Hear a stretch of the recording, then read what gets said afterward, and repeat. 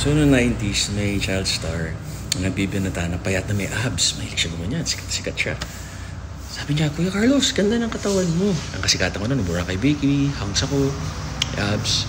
Ay, sabi niya, ano tinitake mo tsaka ng workout mo? Sabi ko, nag-workout ako everyday.